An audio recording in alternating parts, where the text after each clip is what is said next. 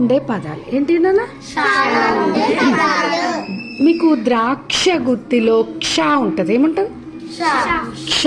క్ష గుర్తింపు కోసం, క్ష పదాల అవగాహన కోసం మీకు ద్రాక్ష గుత్తిని నేను ప్రిపేర్ చేశాను. బాగుందా పిల్లలు? దీంట్లో ఉన్న పదాలు నేర్చుకుంటారా? దీంట్లో క్ష గుణింతం కూడా ఉంటుంది పిల్లలు. చూద్దామా మనం? క్ష, క్ష, క్షి, క్షి, క్షు, క్షు, క్షృ, క్షృ, క్షే, క్షే, క్షై, క్షో, క్షో, క్షౌ, క్షం, క్షః.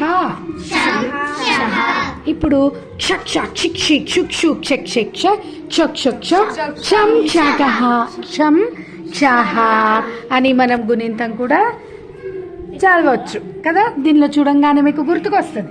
రోజు అది ప్రాక్టీస్ చేస్తున్నారు కదా. అట్లనే క్ష క్ష క్షి క్షి క్షు క్షు క్ష క్ష క్ష క్ష క్ష క్ష క్షం క్షః అని ప్రాక్టీస్ చేయాలి. తర్వాత ద్రాక్ష, క్షేత్రం, మీరు అనద్దు.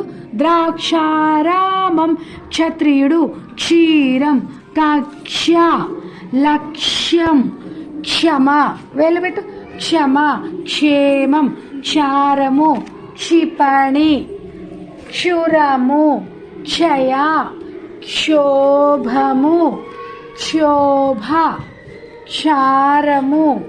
ఓకేనా? థ్యాంక్ యూ పిల్లలు. బాగుందా? ద్రాక్ష గుర్తులో పదాలు నేర్చుకుంటారా? క్షా గుణింతం అంతా రాస్తారా? క్షా పదాలు ఎక్కడొచ్చినా క్షా పెట్టి రాస్తారా? డిక్టేషన్ చెప్తే రాస్తారా?